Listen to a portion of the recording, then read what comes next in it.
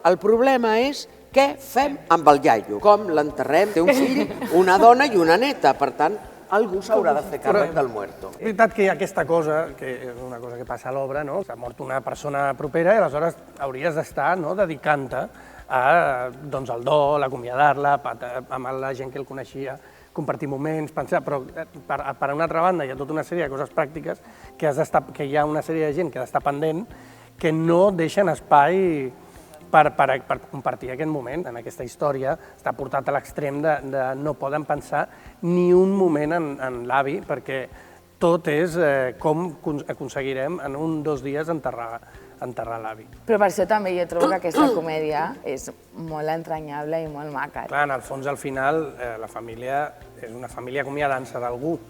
I clar, si ho fas d'una manera bonica, l'obra té això i que realment té un humor, és un humor tendre. És tot una família amb el seu patiment, obsessionats amb enterrar algú, però també volent-lo acomiadar com cal.